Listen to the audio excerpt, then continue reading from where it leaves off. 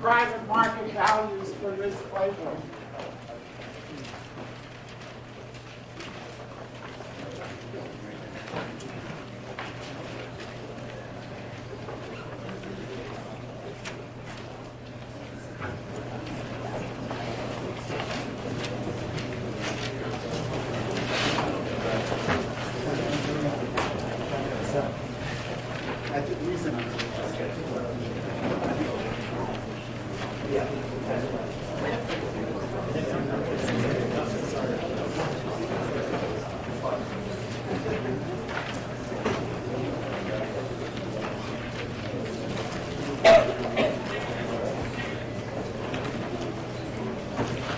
Now, the reason you might want this information, and it's the sales information that you don't actually have. I think you have, I've abbreviated the purchase price information a little bit. I've subtracted the actual assets.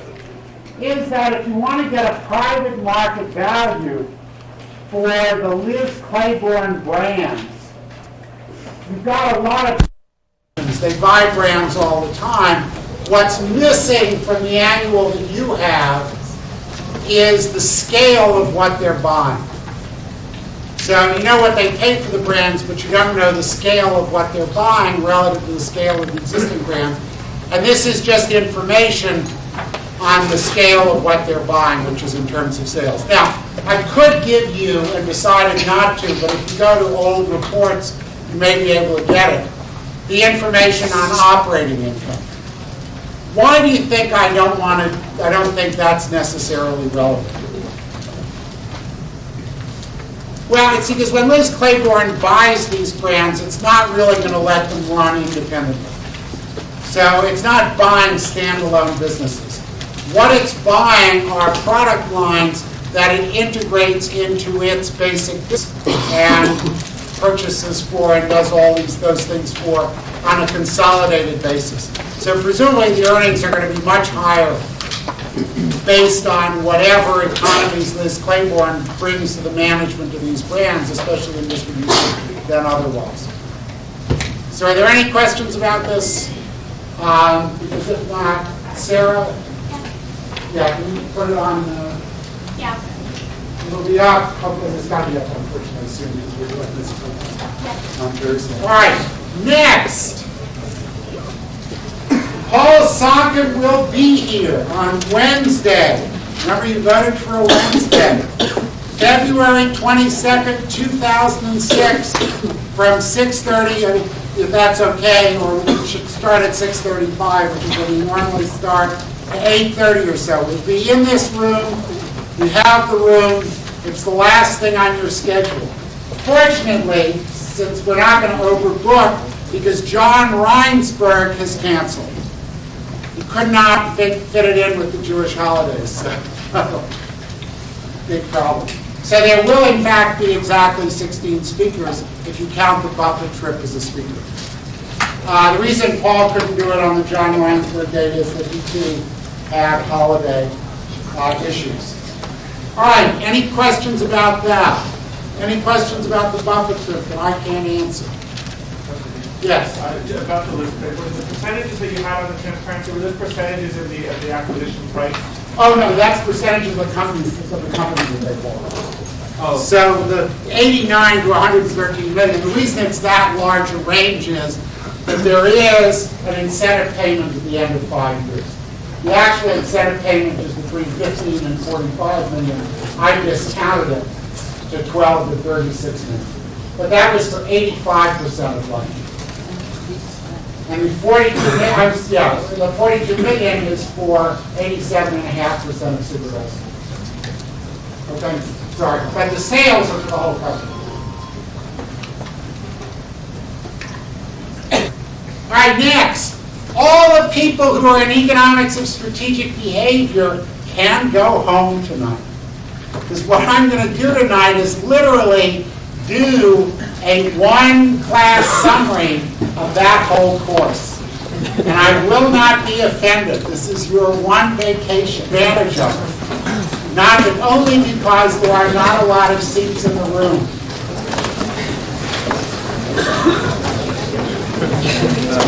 We'll recognize all the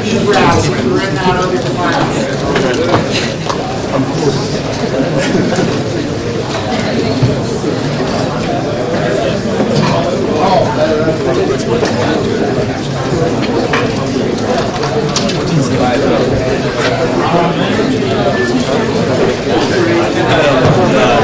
made a mistake of saying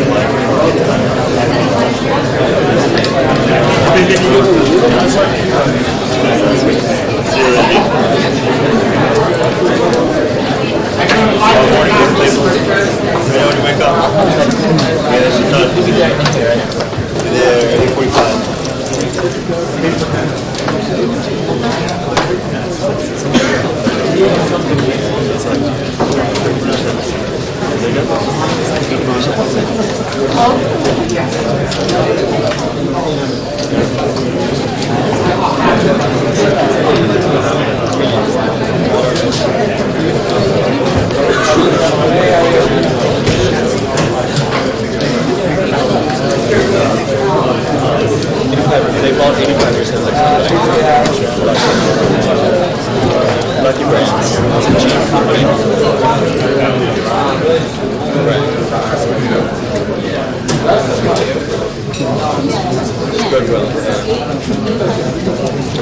This is more like this class size.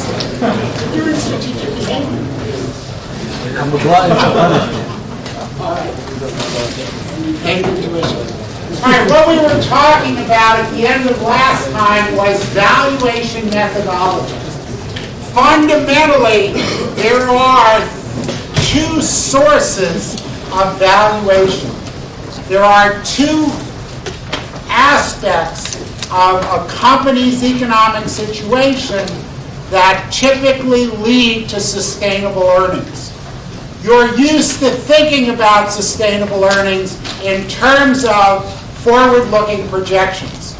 But at the heart of the idea of sustainability is what guarantees that what you think are going to be earnings 5, 10, 15 years from now are really going to be earnings 5, 10, or 15 years from now. One source of earnings is assets. Continue requires assets, and it's a viable business, then the average return in the future has got to be sufficient to keep those assets in the business. Above the asset value, you can also get excess earnings. But for them to be sustainable, there has to be a franchise, a competitive advantage, or a barrier to entry. Otherwise, as we talked about briefly, and we're going to talk about a lot more tonight, those above average earnings are unlikely to persist in the future. Now, sometimes a company will, on an accounting basis, look like it has above average earnings. That's only because very often you'll see that in the denominator they've left off a huge amount of assets. So just offhand, you think of the rag trade as a business with powerful competitive advantages. No, you think anybody could get it. On the other hand, you'll see Liz Clairborne, even superficially, earns what looks like an above average return on its equity. In practice, what's the missing asset from the balance sheet there that you have to look at? The brands. That if you were trying to get into the business to compete with Liz Clairborne, you would have huge expenditures for brand development, advertising, distribution, and getting that. That doesn't appear on the balance sheet unless they buy it in a transaction, in which case it appears as goodwill. So assets are one thing. Above assets, you have to have a competitive advantage. We already saw case A in action. Sometimes the assets do not earn what they should. You have a bad man, you'll see a lot of the potential value just not be returned to shareholders in the form that you get your hands on either from stock buybacks or from dividends, ultimately. Hudson General is a classic case of that. You look at the asset value, you look at the earnings power value, the asset value is about $100 million. The earnings power value, if you're lucky, is $50 million. This is for the whole company. There, the critical consideration for investment is what would it take to realize the asset value. Now, sometimes you'll be lucky. Sometimes you'll be able to buy it for less than the $50 million earnings power value, and then you can probably afford to wait. But you'll hear from the professional investors a lot about something called a value trap, which is something that looks like it's our asset values of 100, 150 million. You've got earnings power values of 50 million, and it's sort of trading at 60 million, and you think, boy, this is great. And nobody ever gets rid of the management. And they pass the company on to their spawn. Who passes the company on to their spawn, and you never make sure that there's some sort of a catalyst that is going to create the value. The second case is one that's in a way self-evident. Asset value, you look at the current earnings, and they're exactly what you'd expect to see. In addition, you think that there's nothing to interfere with the competitive process, so you would expect the earnings to be driven to a level that's appropriate to support that level of assets. But very often, lots of investments, and including value investments, are cases where the assets valued intangibles, in the way we're going to talk about with Liz Clairborne, the earnings power values are well in excess of the asset values.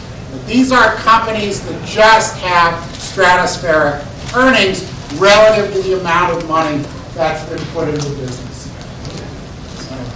And the question then is, how do you recognize that kind of a company? And what do you look for in evaluating the extent to which those earnings are sustainable, and as it's going to turn out, the extent to which the growth in those earnings and the growth in that company is going to create value in the future? And that's what we're going to talk about today. Now, the way most people do it is a way that will be familiar to you, which is that you do an Excel model. This is a new business or an existing business, you do a business plan. And I assume in future market size, you estimate the share of the market you think your company is going to garner, or you just start with a trend growth rate to revenue, of operating margin, you apply an operating margin to that. That gives you operating income, you subtract taxes from that, and then you subtract the cash flow investment necessary to fund whatever growth you're looking at. The end of that you get, and that's for, by the way, both fixed and working capital. At the end of that, you ought to get a free cash flow number, a concept that ought to be familiar to all of you. You estimate a cost of capital. It shouldn't be NDP there. It should be NPV. How do you do that? Well, you got taught to do that with a beta. Forget the beta. And the reason did I do this demonstration for you last time? I don't think I did when we were talking about, but if I did, let me know. Suppose you're estimating a weighted average cost of capital, and it's going to be the cost of debt times the fraction of debt financing plus the cost of equity times the fraction of equity financing, which is 1 minus the fraction of debt financing, and you're going to estimate the cost of equity as a risk-free rate plus a beta times a risk premium. The rate is long-term now about. Anybody? 3% say, is that?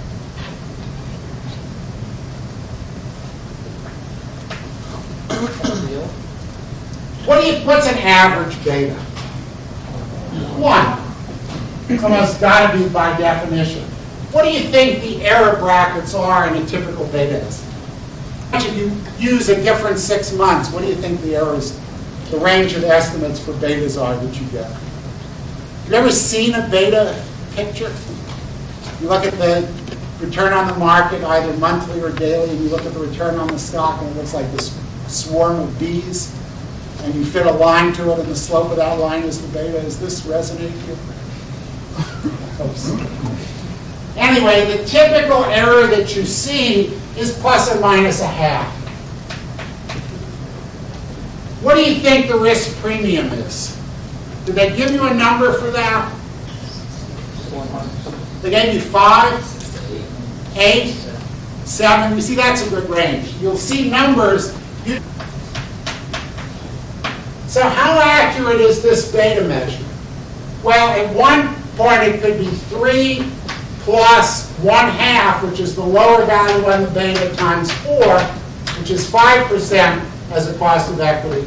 On the other hand, it could be 3 plus 1.5, which is the upper level on the beta, times 9, which is 60.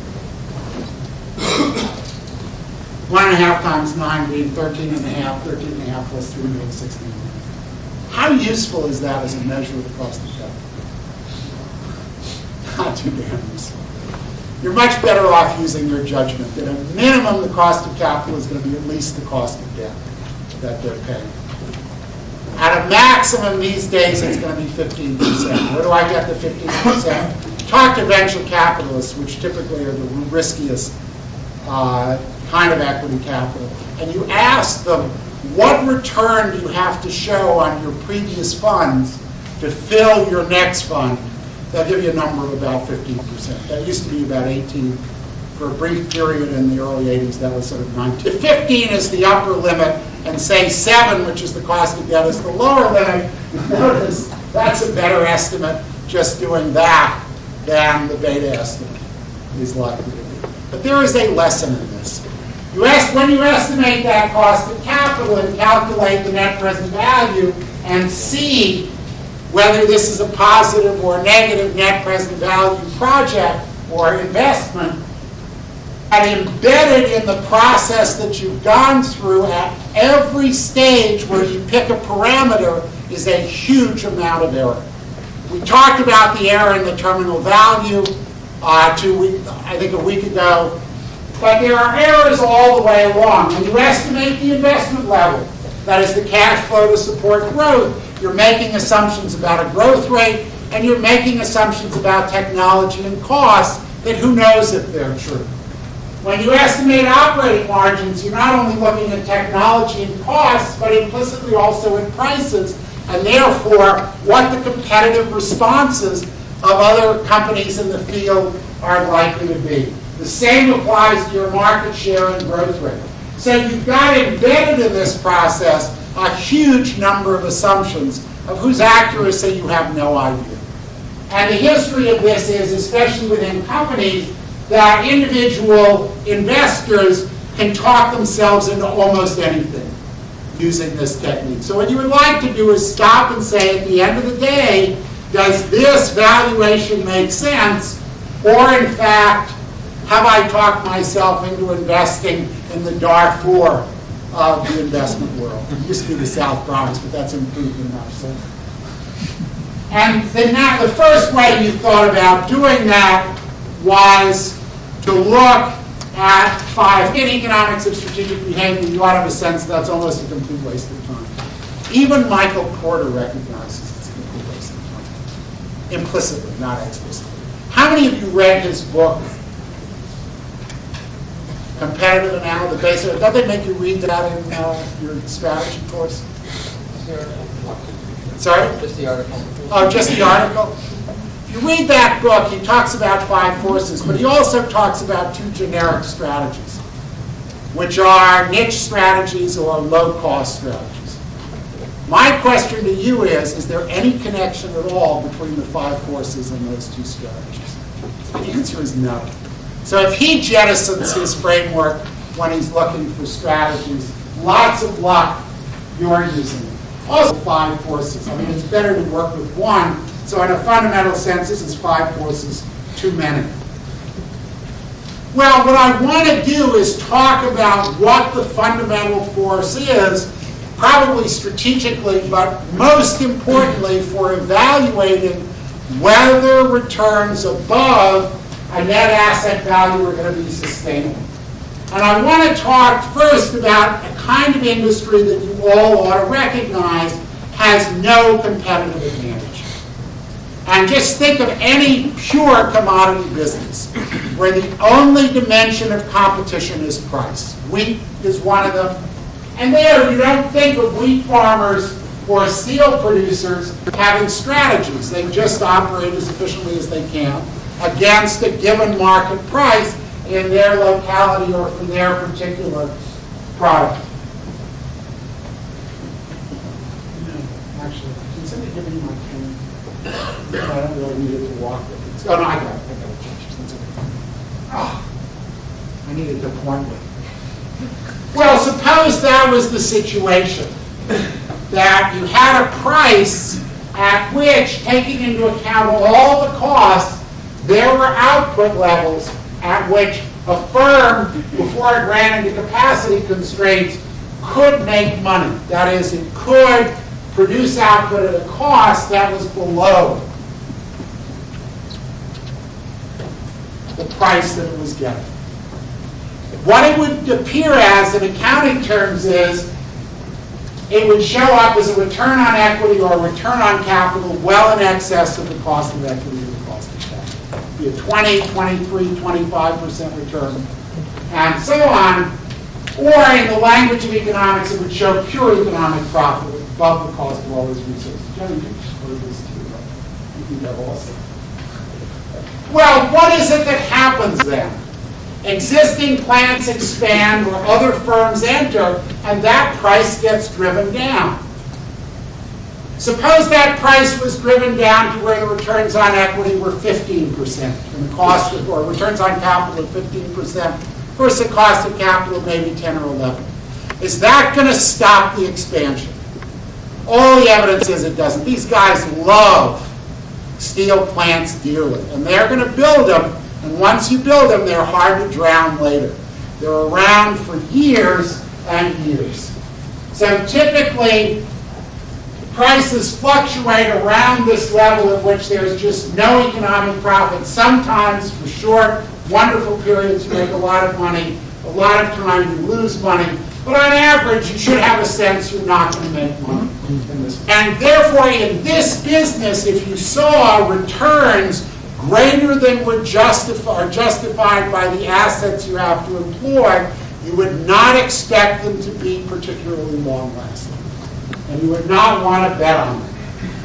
Well, in your marketing courses, what do they tell you to do, well, if you're faced with this kind of a market? They tell you to differentiate your product. They say differentiate your product. It won't be simply a price game, and you'll make money. That is false. It's well marketed, but it's not empirically or logically true. If you think about it empirically, and you think about what the most powerful brands are in the world in traditional brand terms, it's not that people know them, because there are lots of brands like Coca-Cola and Budweiser that have very wide recognition. The issue is, are these brands that you will pay a premium to acquire the goods for? And what's a typical brand where you'll pay a premium? Well, okay, Starbucks is one. Starbucks is interesting. It'll be interesting to see what happens to Starbucks. But if you really think of your self-image, and you think, do you think of yourself, Jeff, as a Starbucks person? I mean, in your fantasies, you imagine driving up to the love of your life's house with 2 cups of Starbucks coffee. I mean, what are the brands that you typically associate with real prestige? They're cars. Lamborghini, Mercedes-Benz if you're a dictator in Africa. Cadillac if you're a dictator in Africa who doesn't care about fuel efficiency. When you look at Mercedes-Benz and General Motors or Cadillac, you think they make above average returns these days. And the answer is they don't. Think about it, and a lot of brands with that characteristic do not make the kind of profits that prosaic brands like Coca-Cola or Starbucks seem to make. And if you think about this logically, that ought not to be a surprise. Suppose I start off with Mercedes-Benz, which is a differentiated product, or Cadillac, which is a differentiated product. They don't face a fixed price. They face a demand curve. That they have control over price. If they raise the price, they sell less, but they can raise the price in a way that steel producers start off with a situation where there are output levels, say here, at which you can charge a price and sell it all, where the price that you can charge is way above the cost that you have to pay. And that's again going to show up as a huge return on equity or capital. When that happens in the United States in the 50s, 60s, 70s, and 80s, and over that period, but 70s rather much, yeah, 70s, Cadillac's or even General Motors' return on capital is on the order of 40 to 50%. But then what happens in the luxury car market? Well, first the Europeans decide to enter. As they enter, does Cadillac cut its price? No, it doesn't, because it doesn't have to. But at the old price, what happens to Cadillac sales? They got to go down. They're going to lose Mercedes and the other Europeans. So effectively, what they can sell at each price is going to fall, and that demand curve is going to shift it around. There's still going to be a price at which they make money, but now their returns are going to be smaller. Why? Because as their sales fall, what happens to their fixed cost per unit? The cost of R&D and brand maintenance goes up. Same fixed cost, fewer units. Slightly higher fixed cost, fewer unit sales. Fixed cost per unit goes up. Prices probably aren't going up, so your margin per unit is falling. What's happened to the number of units you've sold? That's also fallen. So you're making less per unit, and you're selling fewer units.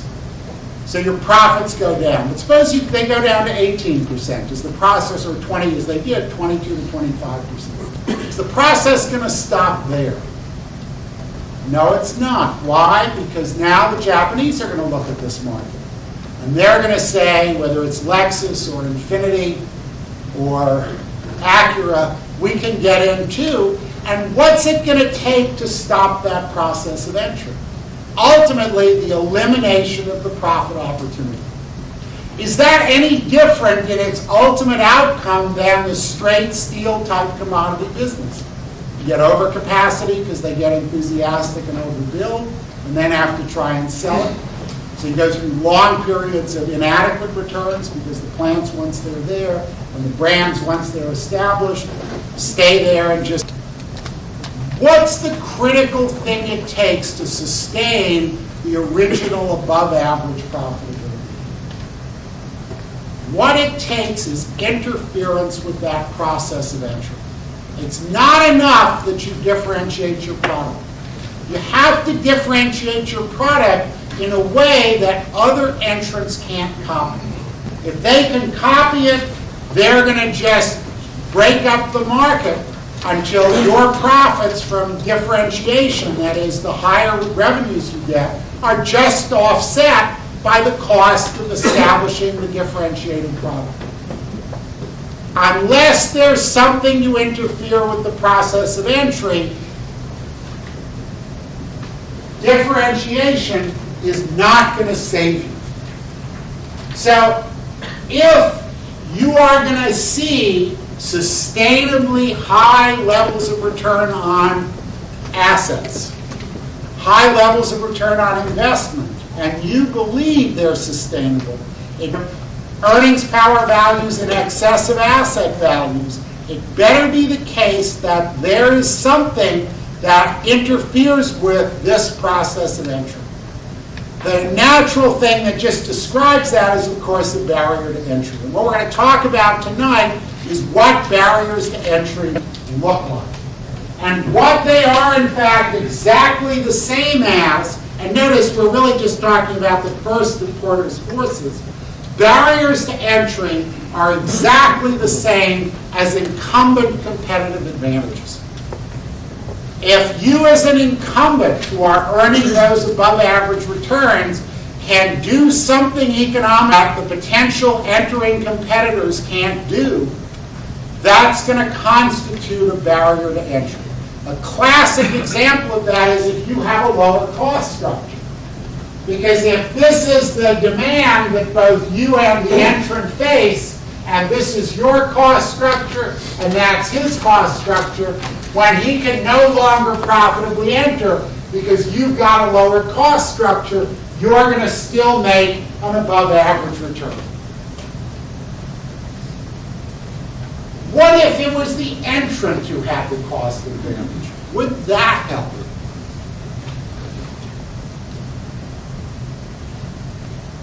Well, think about it. Think about the process of competing.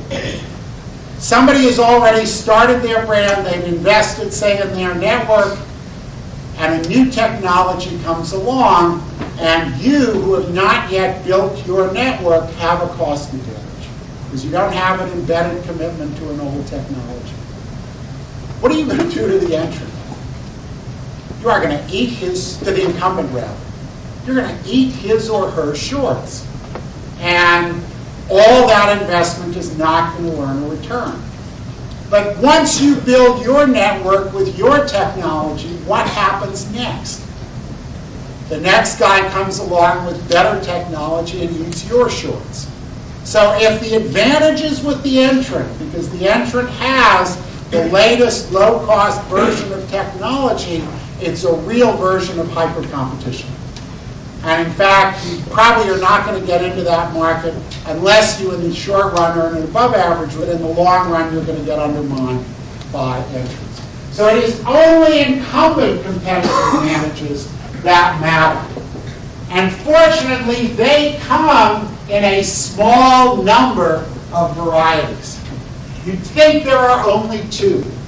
One obvious thing is the one I just described.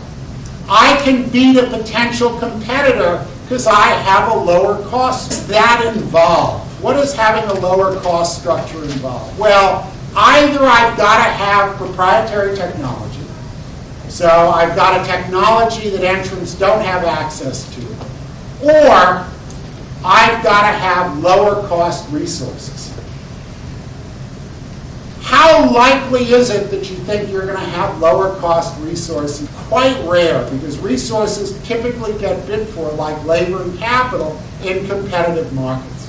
So usually it'll be a special purpose resource, or you'll have proprietary technology that's either protected by patents on products or processes, or by your working down a learning curve that they can't match. There are two versions of this that are around that, as value investors, I would warn you against.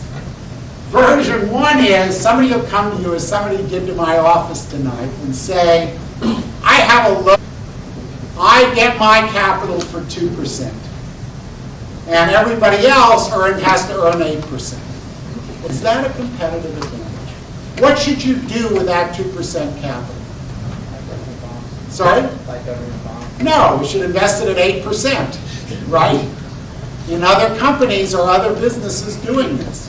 Should you pretend that it only costs you 2%? Suppose you sold the bonds once and for all, and you made a windfall, and then inflation and interest rates went up, so you made a windfall profit on your billion bond sale of $800 million. Should you plow all that $800 million back into the business because it gives you a competitive advantage? How many people think you should? Because it's low-cost capital after all. Yeah, you mostly do. Let me ask another question. Suppose you won the lottery, and you won $800 million in the lottery. Would you plow that into a 2% return business? Is that a low-cost source of capital? The answer is no, of course not. With capital, the critical thing is the opportunity cost. If you're giving up 8% returns to invest in this business, the cost of that capital is 8%.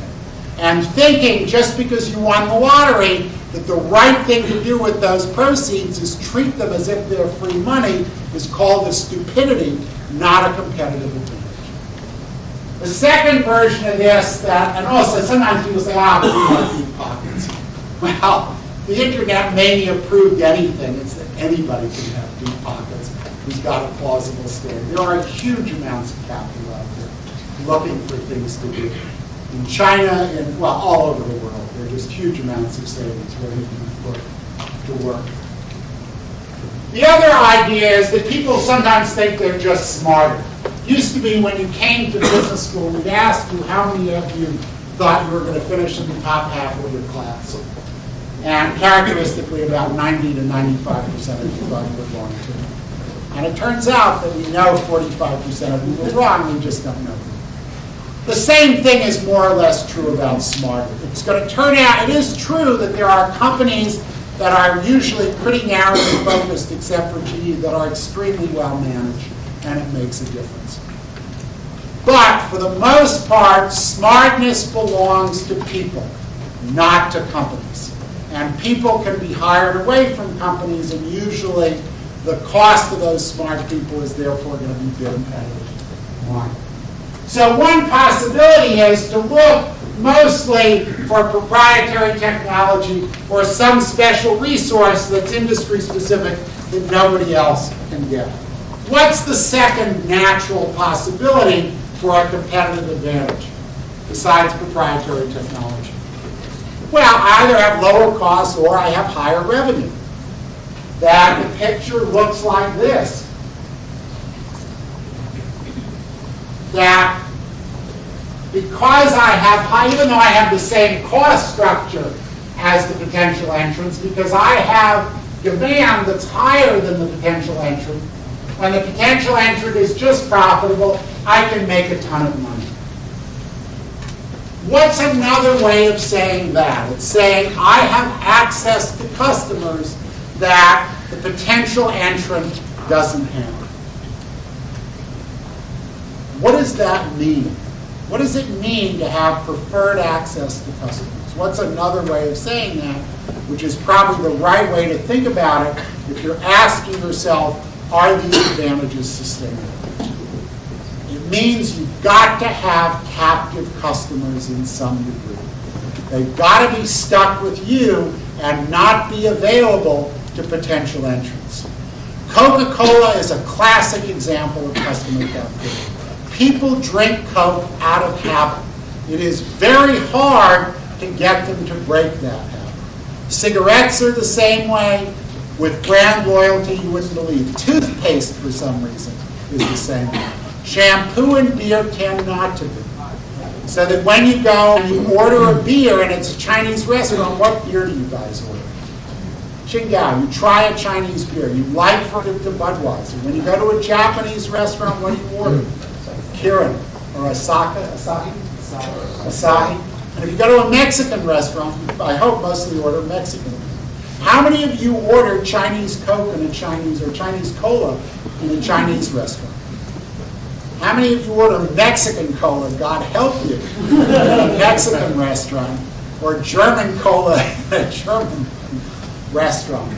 And for some reason, people have a taste for variety in beer and they're not so strongly captive. For cola drinks, it's exactly the opposite. They have a tremendous demand for uniformity.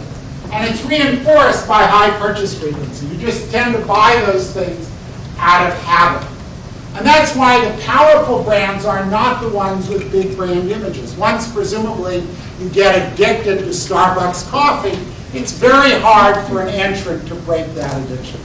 And the powerful brand, not because your self-image is tied up in the idea of yourself as a Starbucks coffee drinker, but because you are subject to captivity to the Starbucks brand. I'm assuming that's the case, George. Well, I was talking about they can charge $5 or something. But why sustainably can they do that when Cadillac can't? Why don't a lot of other people come into that market and do the same thing and just scrape it up so that everybody just barely makes a return because the crowds are small? And presumably it's because if Starbucks is indeed a sustainably powerful brand, it's because people are captive to Starbucks in some sense. By the way, the history of food is that the higher up the food chain you go, the greater the demand for variety and the lower the demand for uniformity. So that in low-end, snack foods, you tend to have a lot of captivity. In high-end gourmet foods, the last one of these was Krispy Kreme, you tend to have less captivity. In restaurants, in fast food, you tend to have a fair amount of repeat business. In restaurants, there's very little custom. Not to see very valuable franchises. Well, there are two other reasons why you might have customer captivity that would support these above average returns. And they are First, that it's just hard to search for an alternative. And it's hard in two senses. You try and find a better plastic surgeon, and you fail, you're going to wind up with a nose that you never dreamed of. So there's a big risk because there's big quality dependence in that service, and if you found a plastic surgeon you're comfortable with, you're going to tend to be captive to that plastic surgeon. Also, it's very hard to collect information on what's a better alternative. Hard to search for an alternative, an entrant is going to have a hard time shaking customers loose from an incumbent. The third reason you may have customer captivity is that there are just physical costs of switching. It's just a pain in the butt to change your credit card account, to change your bank account in the old days. You've got to wait till all the checks clear. You've got to change your automatic payment options if you have your utilities paid automatically. You have to physically show up and sign cards at the bank and so on. It's just a big cost of doing it. You want to switch from Windows, it's a big cost of learning alternative systems. You've got SAP installed in your company and it's actually working. Trying to go through all the dislocation and changing that out for something else is going to be very hard indeed to do. So you also sometimes have switching costs.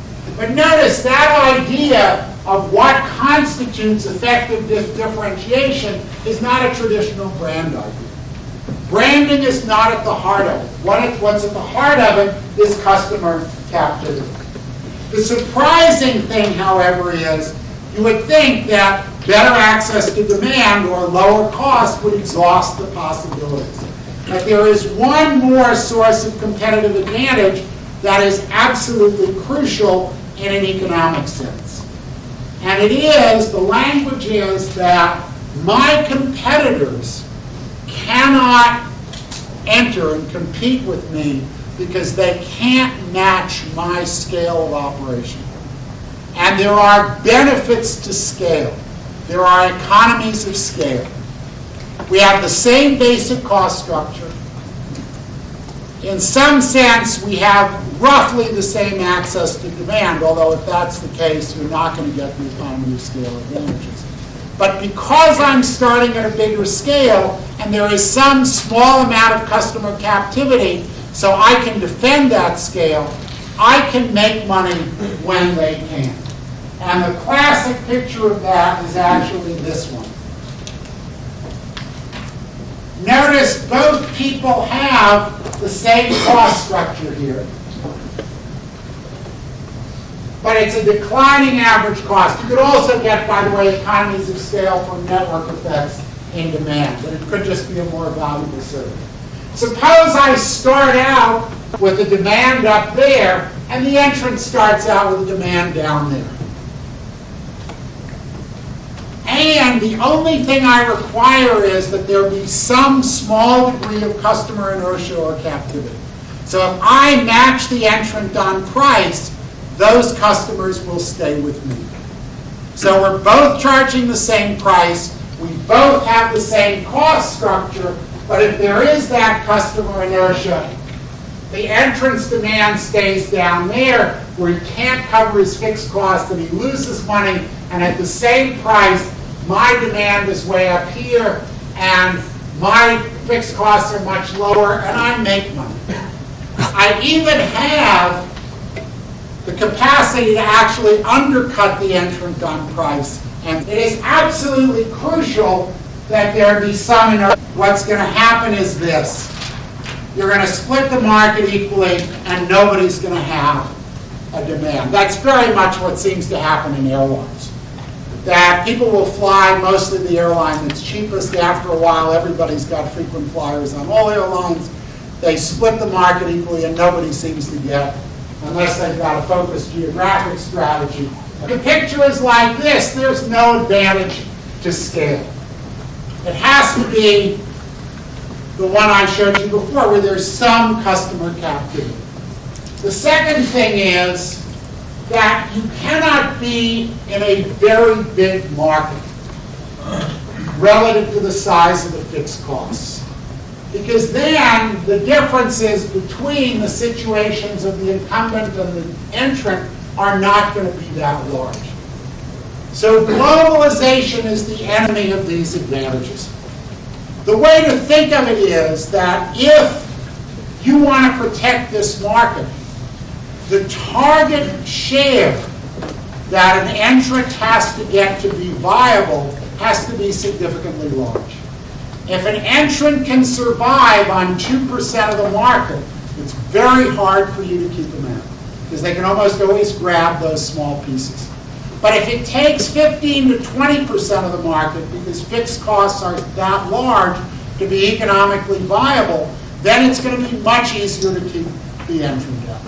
And what's going to enable you to have an advantage, even with the same cost structure, is that with a small degree of customer captivity, entrants will find it daunting to reach that necessary scale of operation. You'll have advantages that will enable you to keep them down below this kind of a position, and you should be able to make money in a sustainable way. Now, what are examples of cases where there's not a lot of fixed costs? The internet is really one. Unless you've got network effects or some sort of economies of scale in customer acquisition, the market is very large because it's a national or global market. And the costs of setting up the websites or systems are really quite small. So the internet typically is the enemy of profitability, not the friend of profit. Globalization is something that by expanding the size of the market, in many cases without raising the fixed cost you need to develop the products, means that people can survive on a smaller, is the enemy of profitability. The other thing you have to keep in mind about scale advantages is it is scale. Remember, the key thing is that your fixed costs be lower than your competitors' fixed costs. What that means is that if you just have big size, because say you're an HMO in Los Angeles and Dallas and Chicago and Miami and New York, and you've got 10% of each market, you have to replicate the fixed costs of signing up doctors, and the network benefits of signing up more doctors are specific to those markets. If somebody has 40% in New York, in that market, they're going to have the economy of scale advantages. And while there are global markets that seem to be dominatable by one or two companies, and even then they tend to be focused in product lines, there are lots of geographic monopolies, there are lots of narrow product line monopolies, and there are some national brands. But you've got to ask the question, what is the basic market that determines fixed costs? And you want share of that market to have economy of scale advantages. Now, there is one last thing that's absolutely crucial about these economy of scale advantages, because as value investors, you're interested in the long run sustainability of advantages. If you think about proprietary technology advantages, typically, you will have an advantage in your own technology. You'll have a patent in a particular technology. But as the technology advances and that old technology dies, what happens to your competitive advantage? It goes away. You don't have any advantage usually in pursuing virgin technologies. If you're selling dresses and or clothes to teenage girls, they move on. It wants variety. You don't have any advantage in recruiting or making captive the virgin customers. Virgin customers are almost by definition up for grabs. If it's a new market and there are a lot of virgin customers, there's going to be a lot of entries. So first mover typically won't get it. You characteristically want to be there when you can grab a large share of the market. So both static cost advantages, which is proprietary technology, and static demand advantages or customer captivity tend to die over time. But economies of tend to apply to the acquisition of new technology and to the acquisition of new customers. Think about Intel. Intel goes through generations and generations of chips. The best chip forever in each generation. No, they typically don't. From time to time, AMD does better or somebody else does better. But in the long run, who typically seems to produce the best chips generation after generation? They continue to dominate the market. And there seem to be two reasons for that. One is customer captivity. The big PC manufacturers are used to working with Intel, trust Intel, and in particular, Microsoft works well with Intel. So that typically if Intel has a successful chip, it will capture 95% of the market. If AMD has a successful chip, how much of the market are they the less? Maybe 10, maybe 15%. That's customer captivity. But once you've got that customer captivity, how much can Intel afford to invest in each new generation of chip if its return is to capture 90% of the market? It can pay 15% of its already 90% share, which for Intel now is about $6 billion a year. If AMD can afford to pay a tenth of that, they're lucky. If in search of new technology, one player is spending $6 billion and $600 million a year, who do you want to bet on in the long run in that race? And the answer is clearly Intel. And that's why generation after generation, the combination of some customer captivity plus economies of scale in R&D and in manufacturing process R&D leads to a long-term sustainable advantage. The same thing applies in the case of Coca-Cola with customers. That because Coca-Cola has big economies of scale and distribution, they can service cost than a new entrant or somebody with a smaller market share like Dr. Pepper in a particular region. That means that the value to them of acquiring a customer is much higher than the value to Dr. Pepper or a small local trend. And they can therefore profit more on the fixed cost of advertising and sort of infrastructure to acquire outlets than their competitors can. And that's just, again, this combination of some customer captivity, and although in Coca-Cola's case it's powerful, and economies of scale. So what makes a powerful brand is not brand image. It's not share of mind. It's the combination of customer captivity and economies of scale.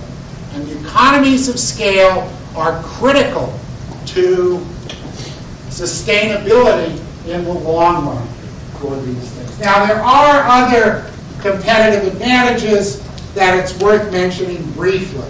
Sometimes the government is your friend. The EPA keeps a lot of potential entrants out of business.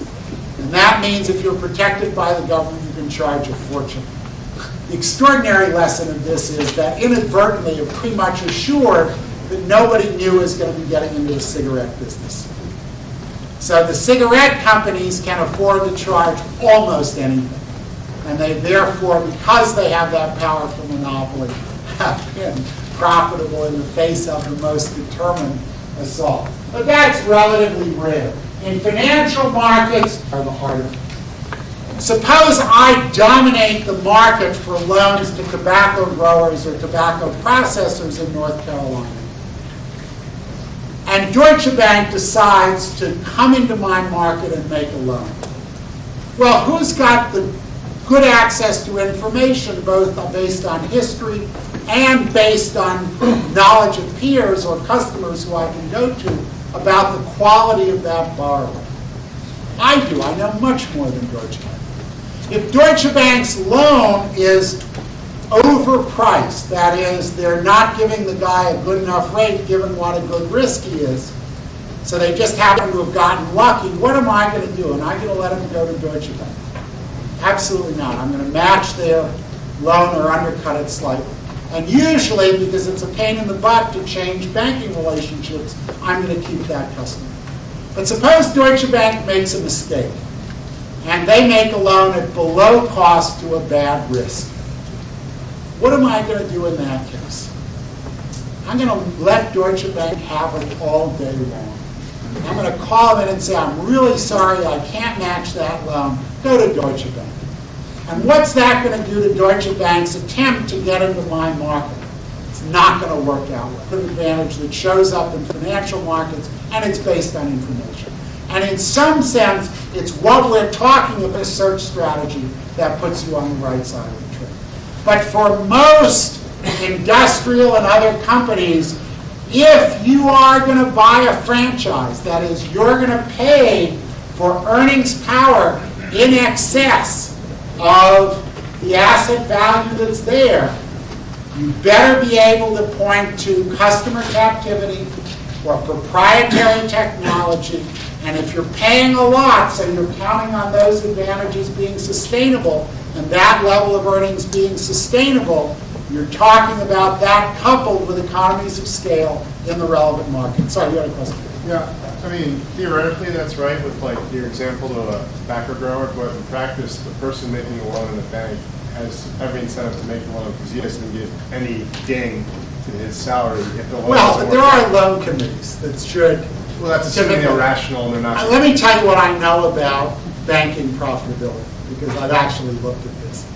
Even if you look at a bank that you think would do well outside its core market, like HSBC, they are much more profitable in their core markets than they are outside of those markets. So the evidence seems to tell against that. And just the logic of it seems to tell against that. But if all banks were just making loans at random, how could you make a ton of money? Hiring decent loan officers, right? And it doesn't seem that, given the systems people have got, that pays off some. So the critical thing when you look at franchises are proprietary technologies, customer captivity, and economies of scale. Adam? Just a question on the customer captivity. So you kind of mentioned that branding is not it, but I don't really see the disconnect necessarily there. Can you Well, kind of- okay. because There are habits- powerful brands that are not profitable. Maytag, Hoover, which is a synonym for vacuum cleaners, Mercedes-Benz, Cadillac, old names. I mean, how many people here think that Colgate toothpaste, how many people think of Colgate toothpaste as something? But I still think of that as a branded product. Maybe it's not like No, the no, epitome but of. the question, Adam, is are you using the phrase brand in a very precise sense? So you discriminate between that brand and Cadillac and Mercedes-Benz, or are you using that brand idea carelessly in a way that's going to get you in trouble? What is it that makes Colgate a powerful brand? Do they do a lot of advertising on television? Do you guys all think that the only way you're going to get laid is to brush with Colgate toothpaste? Or the only way you're going to get a promotion is to brush with Colgate toothpaste and get a good job? What is it about Colgate toothpaste that makes... And that's that's what I'm saying. You were talking about low-cost things that create habit where people come back frequently to it, but how do you get to that point? The interesting thing about habit is that it's typically not something you can do. So that, for example, in beer, you think there's as much customer captivity as there is in cola. Cola? Yeah. There's not. It's the example we just gave. People have a demand for variety in beer. In clothing, even though there are powerful clothing brands, you think there's a lot of customer captivity? No, because people like different brands. On the other hand, in toothpaste, do you think there's a lot of customer captivity? Yes, there is.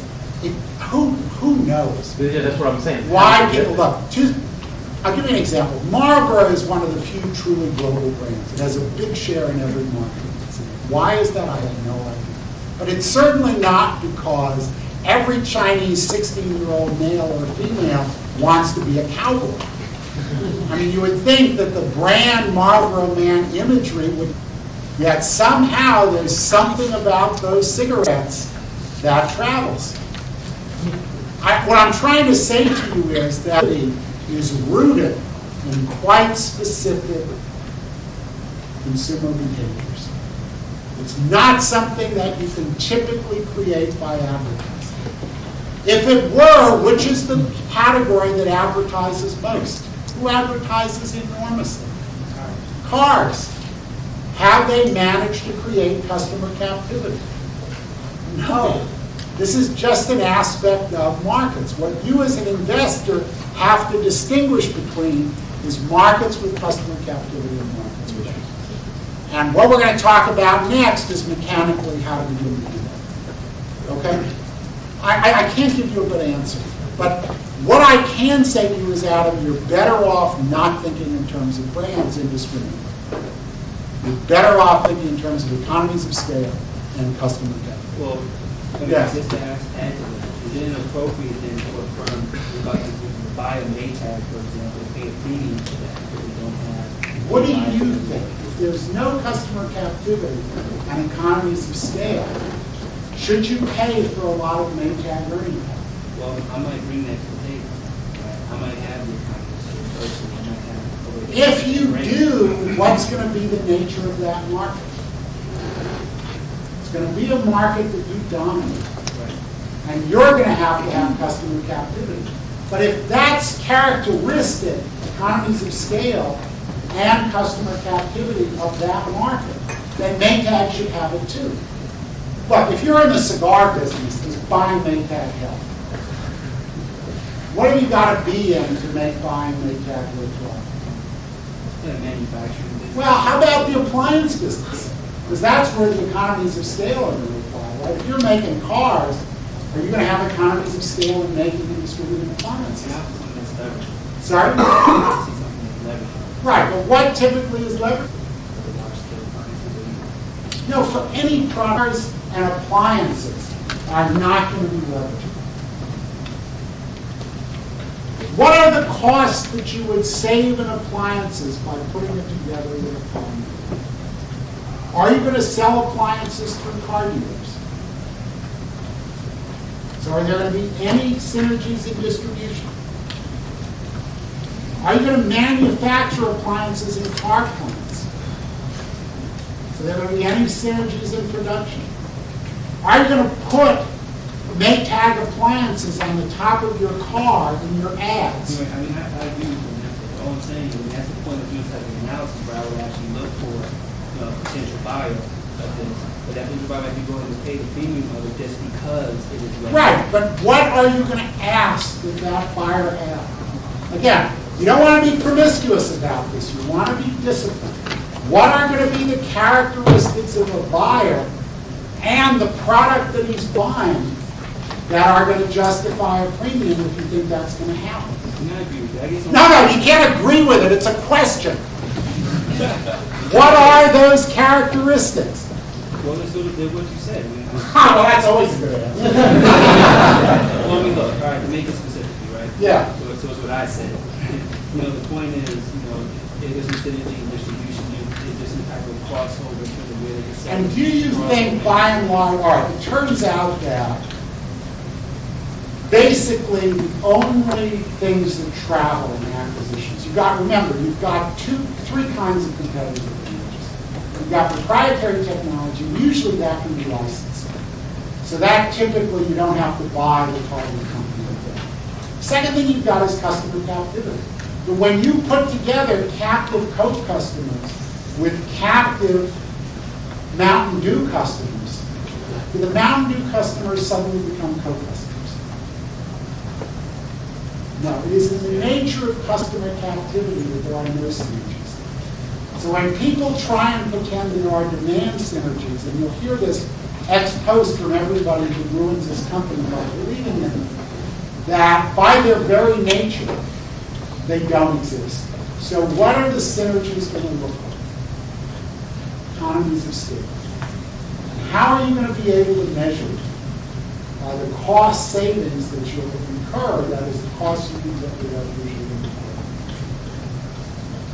That is an easy thing to do. How many acquisitions do you think are justified in terms of the cost savings? You remember the Time Warner acquisition? They paid a premium of how much? 120 billion? They thought they were going to pay for it with 100 billion in pre-tax cost savings. So it's not that I'm arguing that this doesn't appear, but what are you always going to look for? The benefits of economies of scale, which involve some customer activity, but economies of scale and some back-end function. Yes? If you're looking at a startup and you're trying to evaluate not simple investment.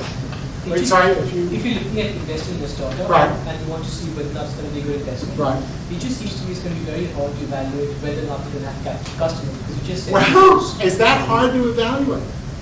It seems In a startup, do they have any customers? Well, exactly, they don't. So, okay, so they don't have any customers. So, can you have captive customers without having customers? And that's my point. Well, wait a minute. Just answer that question. No, of course.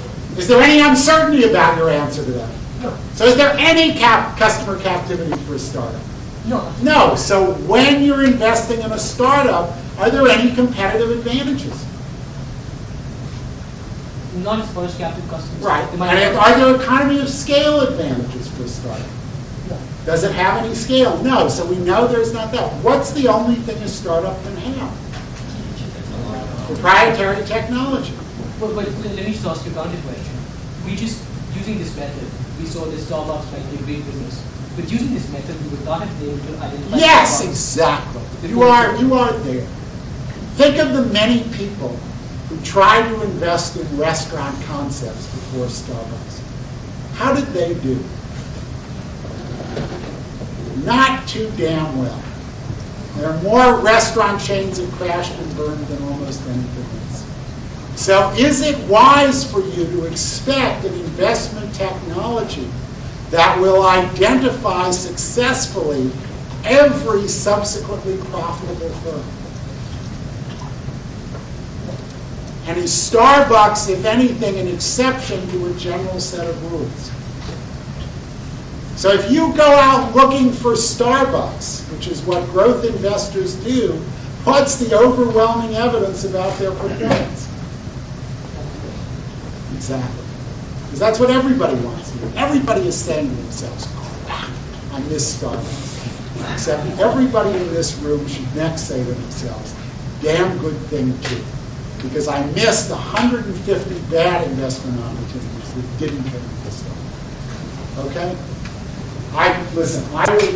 When do you want to invest in a startup? What a startup has, and this, by the way, is characteristic of good venture capitalists. Do they look at the business plan or do they look at the people?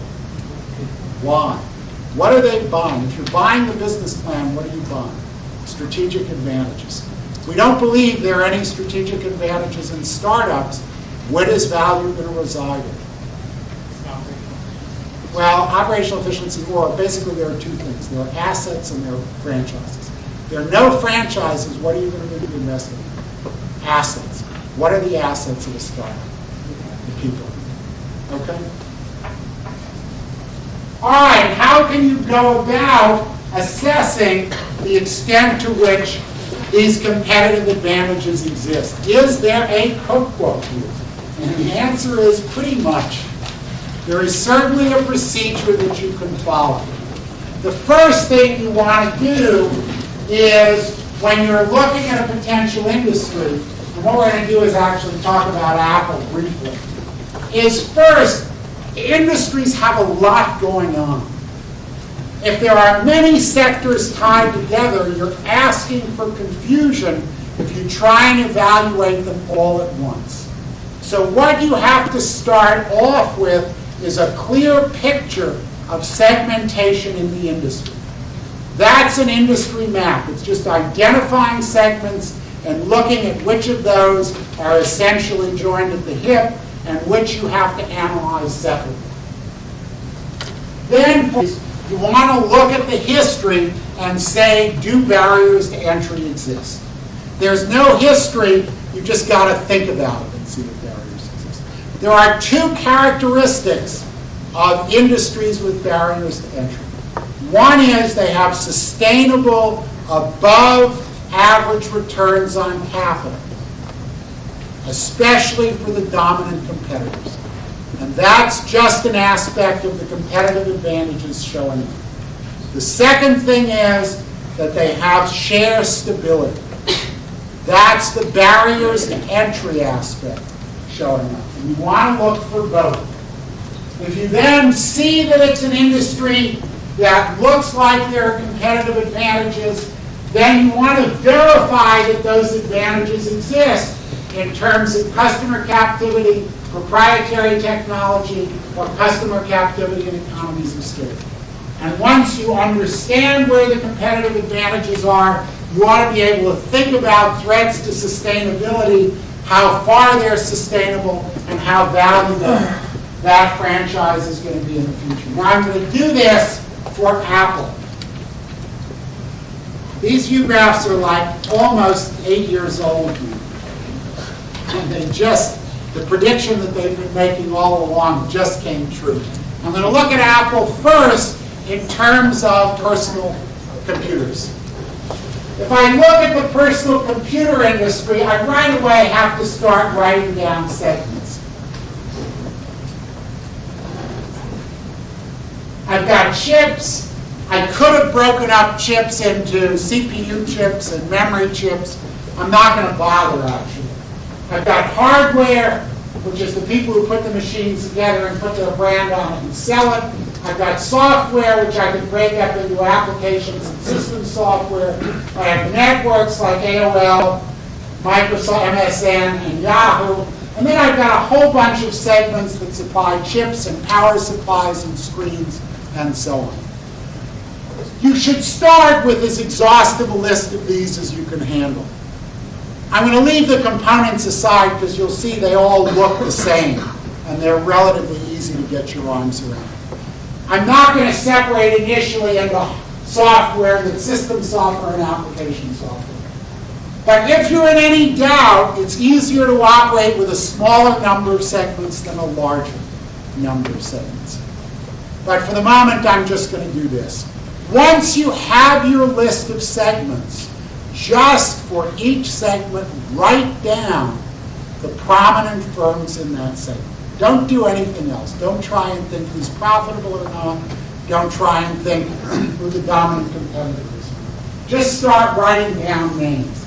And that will tell you a great deal. If you wind up with 15 or 16 names, what does that suggest about barriers to entry? There are not a lot of them. That's probably a competitive industry if you define that market properly. It's a long list of names. If it's a list of names that varies over time, if there's no name there with a big stock market value, it's probably an industry without any competitive advantages. And if you think of components, you think of memory chips, you think of screens, you think of motherboards, you think of all the pieces that go into personal computers, there are not a lot of those companies that you've heard of. The closest is Hewlett-Packard, actually, with printers, but even then, and Epson, but even then they're not great big value producers. That's why I'm putting components together.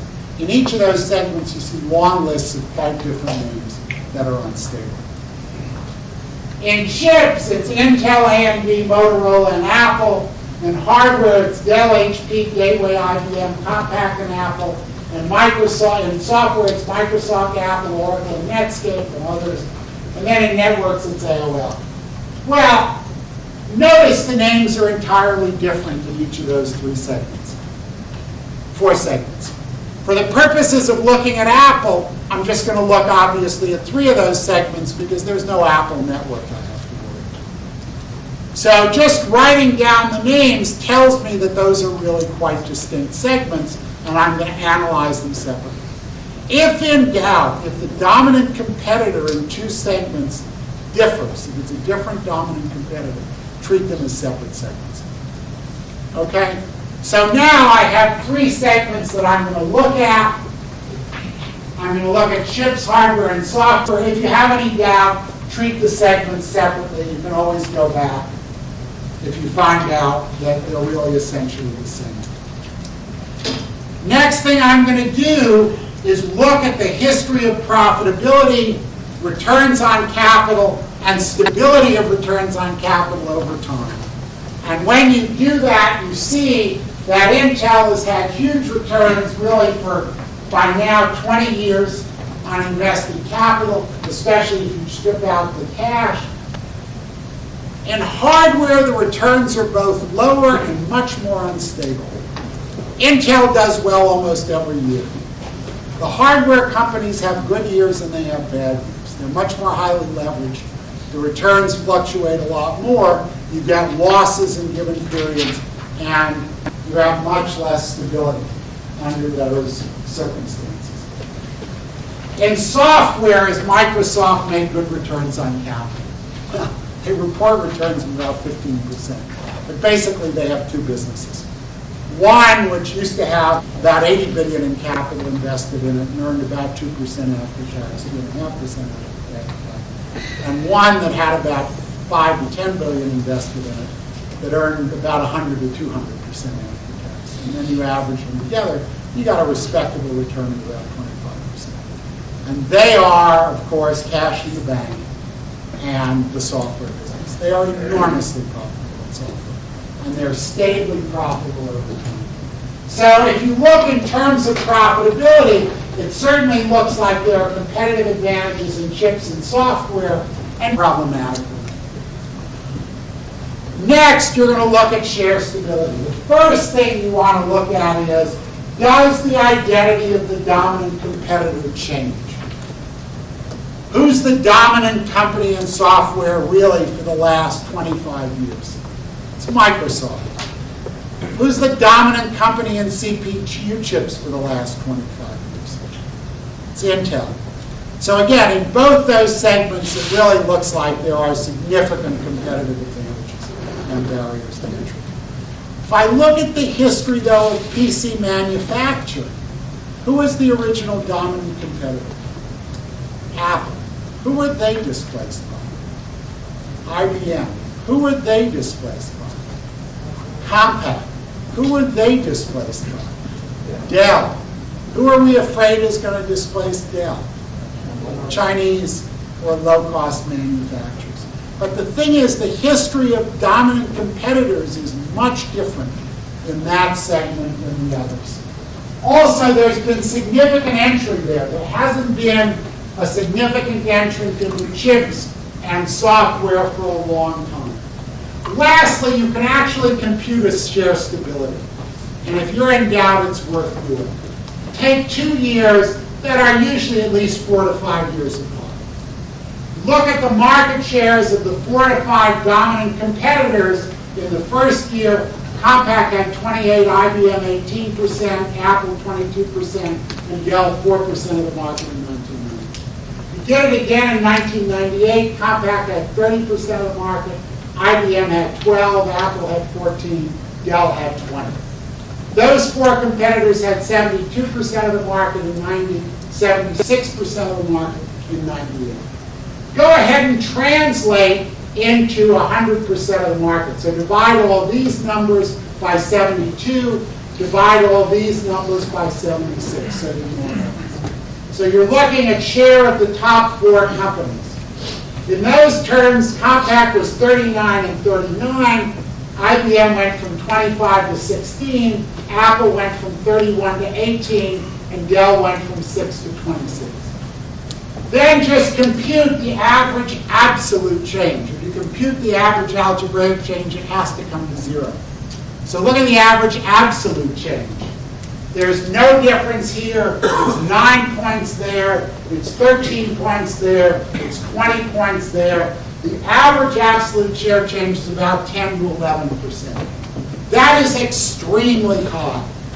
That is completely characteristic of a market without barriers to entry, because people can steal share from each other, and there's not a lot of customer captivity. If we did this for Coca-Cola drinks, what do you think the share stability would be? It would be under 2%. It would actually be close to 1% overall. So you can look for share stability and implicitly customer captivity by looking at the history of market share changing hands. But when I look at both those indicators, it looks like in chips and software, there are clearly competitive advantages. There are high barriers to entry. In hardware, it's more problematic. It's more likely to be a level playing field. What I look at next, then, is the sources. Isn't Apple challenging that now? We'll talk about it. Hold that thought. Well, next I want to know the nature of barriers to entry. And in chips, is there customer captivity? Are you tied to Microsoft? You bet. Until they have a fully portable system, you guys are stuck. Secondly, are there economies of, does Microsoft have proprietary technology? Can they do anything that other software writers couldn't do? The answer is actually no. That people write better systems than Microsoft. That there are lots of computer science departments out there. So it's certainly not proprietary technology. They stole most of their technology, first from a company called CPM, and later from the Apple Macintosh for the Windows environment. But do they have economies of scale? Yes, it's an entirely fixed cost business. And there are big network externalities to using the same system. So in chips, are there competitive, in software, are there competitive advantages? Yes. Is Apple on the right or the wrong side of those competitive advantages? Wrong side, in the general system software market. There are two special markets where they are on the right side, which are education and, in these days, desktop publishing. In education, is that advantage likely to be sustainable? Some of you are shaking your head, but why not? Because you can't train people on machines they're not going to use later in life. And of course, Apple very quickly. We'll talk about desktop publishing in a second. In chips, sorry, that's software. In chips, are there captive customers for Intel? Yes, it's very hard to get the big computer manufacturers to switch. Are there economies of scale in chip production and design? You bet. Are there proprietary technologies? Yes, there's some, actually more than in software. On the chip side, is Apple on the right side of the competitive advantages or the wrong side? It's on the wrong side. That in the long run, Intel is going to do better at developing new chips. In hardware, the share stability data suggests there are few captive customers. There are no proprietary technologies, at least in principle, economies of scale in Dell's model of make to order. But again, they're small, and Apple doesn't have them. What's Apple's strategy in this market, Mr. Synergy? What is it? No. What's their? Did they decide to do all these things in time together? Yes, they did. They made their own chips. They had their own operating system. Apple decided to enter all three markets. So the Mac has a Mac operating system. It used Motorola chips, and they make their own Mac. So they're in all three segments. What are they counting on to beat their competitors here? Synergies, right? Well, what do the synergies really look like? They're competing at a decisive competitive advantage in CPU chips, disadvantage in CPU chips. They're competing at a decisive competitive disadvantage in software. And they're probably facing a level playing field for the machines. So when Steve Jobs decided to swim in this race, what had he effectively done to make sure he won? He tied two huge blocks of concrete to his ankles. He tied himself to two huge competitive disadvantages. So even when he was a genius and he produced these colored iMacs, what was going to happen sooner or later? He was going to get rolled over by Intel chip technology, which he couldn't keep up with. and by Microsoft software. And what did he finally decide to do? Finally decided to use Intel chips. Is that going to be enough? No. He's going to have to go to a Windows environment too. He's going to have to offer Windows also. So when you saw Apple with all those colored iMacs do really well and show earnings power well in excess of their asset value, what should you have concluded? That that was sustainable or not? That was not sustainable. Where when you do the strategic analysis, the competitive advantages are on the wrong side. I'm sorry, did you have something else you want to say about Apple's? No, I was just going to say that was. They did, but is that enough? And in fact, in the one market where they had captive customers and economies of scale, which is desktop publishing, what happened to Apple?